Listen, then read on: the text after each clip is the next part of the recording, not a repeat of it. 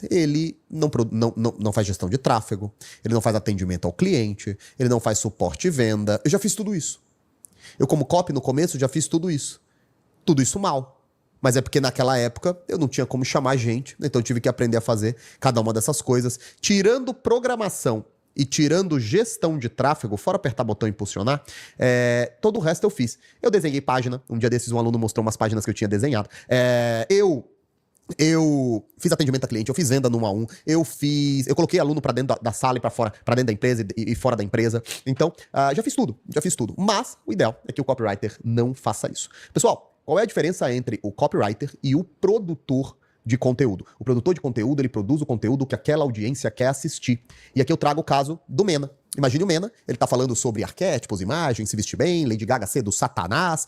Ele tá lá falando o que as pessoas querem ouvir, aproveitando o timing. Então pode ter certeza. Se não me engano, ele teve uma sequência agora de e-mails que deu 1 milhão de visualizações, cara. Desculpa, uma sequência de stories que deu 1 milhão de visualizações. Caralho. Que é quase o número que o Cariani bate, né? Então, numa sequência de, sei lá, 100 stories, era estilo 2018, cara. Ele continuou fazendo isso. Inclusive, eu falei pra ele que eu ia conversar com ele. Acabei não conversando, mas, cara, a primeira coisa que eu falaria é: pega todas essas sequências, narra tudo com IA, joga tudo no YouTube, joga tudo nos Reels, começa a impulsionar, porque você vai ver, estilo Renato Torres, você vai ver que isso daí vai gerar muito mais resultado pra você do que ficar fazendo essa sequência de stories e 24 horas depois sumindo quase tudo, não é mesmo que você põe no destaque, depois é 1% do que você vai ganhar de visualização. Então, o Mena, ele tá preocupado com o timing do conteúdo dele, com o que o público quer ouvir, fazendo as pessoas se sentirem pertencentes, mas o Mena não é o cara que vai decidir qual vai ser o produto de front dele. Ele pode até fazer sozinho, mas o ideal é que ele confiasse em um copywriter para isso, e qual é a narrativa, e quais são as escassezes, e qual é o tipo de evento que ele vai fazer. Então, o produtor de conteúdo é aquele que conversa, que possui, que carrega e que educa a sua audiência. Um copywriter é aquele que produz eventos, ofertas e campanhas para transformar esses seguidores em clientes, beleza? Qual é a diferença do pensamento? Qual é a narrativa e quais são as escassezes e qual é o tipo de evento que ele vai fazer? Então, o produtor de conteúdo é aquele que conversa, que possui, que carrega e que educa a sua audiência. Um copywriter é aquele que produz eventos, ofertas e campanhas para transformar esses seguidores em clientes, beleza? Qual é a diferença do pensamento? Qual é a diferença do pensamento de um produtor de conteúdo para um copywriter? Um produtor de conteúdo, ele tá sempre falando o que o cliente dele, o seguidor dele precisa fazer. Então, o produtor de conteúdo, ele tá preocupado nos stories, ele tá preocupado no direct, ele tá preocupado com o tema do que ele está falando, ele tá preocupado com o feed dele, ele tá preocupado com os reels dele, ele tá preocupado com as visualizações, ele tá preocupado também com a polêmica, ele tá preocupado com a audiência, mas a audiência dele. Às vezes ele até pensa como fazer mais audiência, mas não da maneira organizada. E como é que um copywriter pensa? Ele pensa aquilo que nós temos, inclusive numa aula, numa playlist chamada Básico do Básico, a primeira delas tá aqui no canal. Depois dessa aula vai lá na playlist e assista. Se você não assistiu, você tá viajando demais, cara. O copywriter tem aquilo que nós chamamos de pensamento de campanha.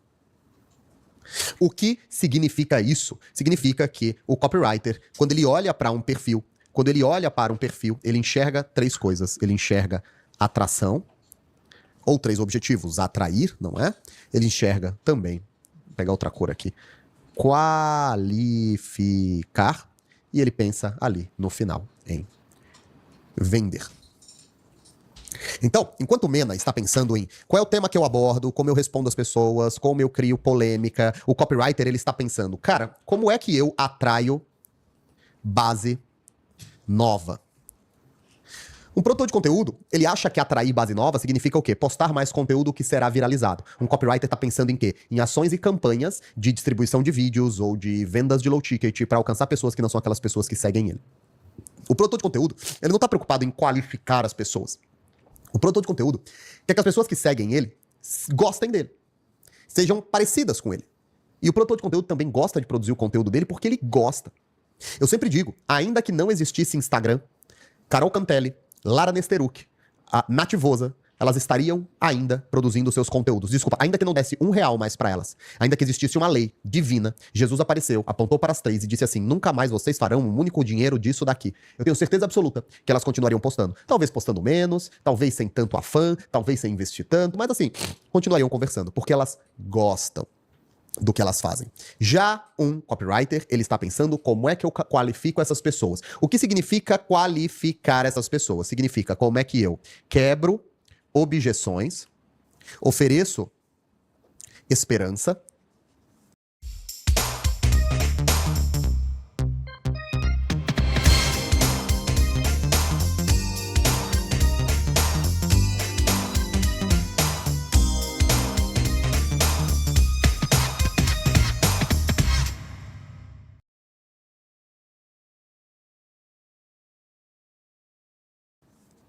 esperança de quê? De mudança e endereço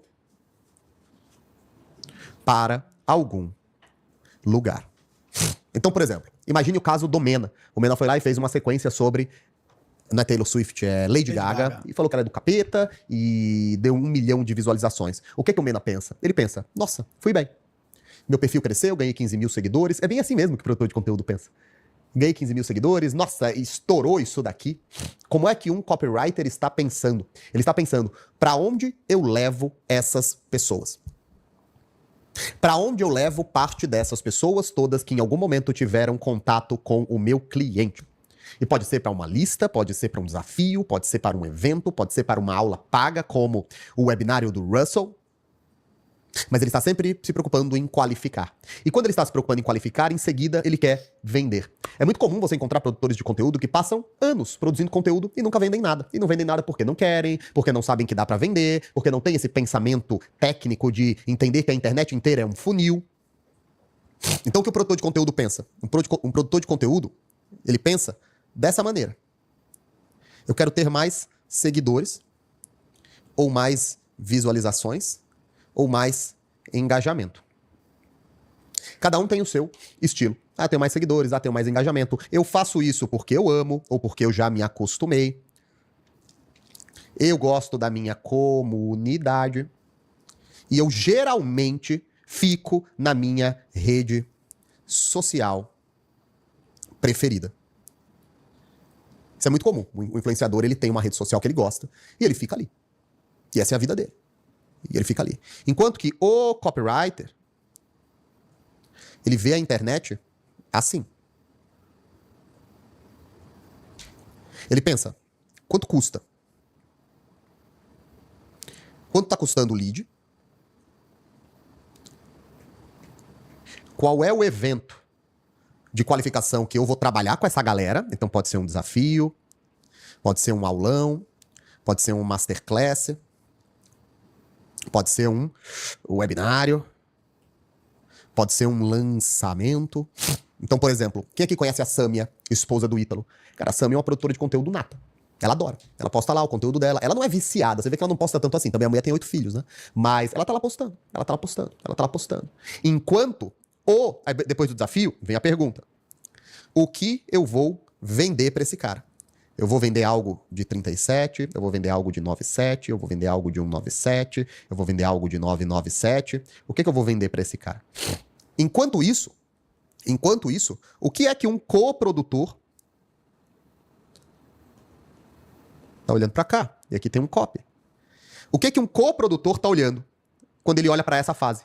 Ele quer saber quanto é que tá o CPL. Ele quer saber se os anúncios estão escalando. Ele vai perguntar lá pro gestor de tráfego. Quando ele olha aqui, ele quer saber qual que está sendo o percentual de comparecimento, qual que está sendo o percentual de preenchimento da pesquisa, qual que está sendo o percentual de view replay. Ele está preocupado com dados objetivos. E quando ele olha para cá, ele está preocupado com o ROI ao final da operação. Então olha a diferença de um produtor de conteúdo apaixonado, engajado pelo que ele faz, com profissionais técnicos de mercado. E se aí nós pegarmos mais um profissional técnico de mercado, tem subido aí?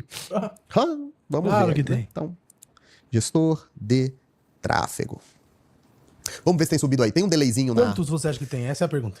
Deve ter... Quantas pessoas tem na live? 430. Deve ter uns 10. Será? 10? Não, acho que é mais. Acho que deve ter uns 25, no mínimo. Olha lá, um. Será? 2? 2. 2. 2 por enquanto. Acabou. Caraca, o Foda-se Sobral já foi melhor. Foda-se o Sobral, ele está Caralho, falindo. Sobral. 3, Sobral tá falindo. Tá 4, decretado. 5, 6. 6. Pronto. Acabou. Todo mundo tá preguiçoso. Subi do Pro 7. Só vou parar em 10. Aí a pessoa vai começar a mentir. Eu falei 10, né? Cala a boca. Cala a boca do Sobral. Caralho, começou. Subi. Ah, 8, então os 9, caras estão com essa 10, porra com delay. 11. Pronto, já passou de 10. Pessoal, vocês que são gestores de tráfego, o que vocês olham? Vão me dizendo, eu sei algumas coisas, mas vão me ajudando aqui, porque eu vou esquecer, com certeza, né?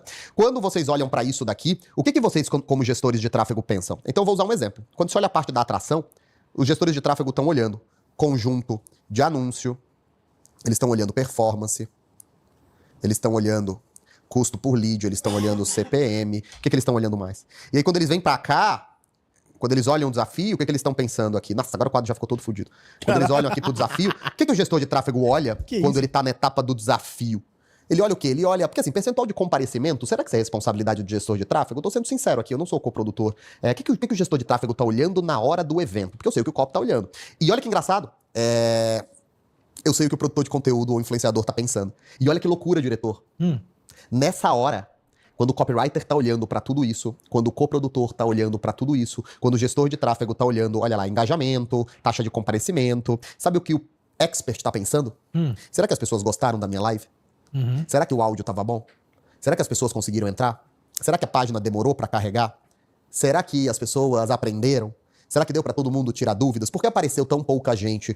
Onde estão as outras pessoas? Será que eles vão ver o replay? São dúvidas completamente emocionais. Por quê? Porque no fim do dia é a cara dele que importa. É ele que tá pondo a cara a tapa. É ele que tá recebendo as pessoas. Então, quando você tem um evento e esse evento bate 20% da meta de comparecimento, são dores completamente diferentes, diretor. Por exemplo, vamos imaginar o seguinte: fizemos um lançamento aqui no novo mercado e ele foi um fracasso. Ah, não, isso não acontece. Não, já aconteceu. Não. Não, fracasso absoluto não, mas já aconteceu uns lançamentos bem ruins aí. Qual que é a tua dor? Nota 2 de 100. Quantos... Nota 2, de 10? De 1000. Você, Oi, responsável pelo audiovisual. perfeito. Qual que é a tua dor, cara, quando você vê, puta, o Ícaro tá fazendo uma live...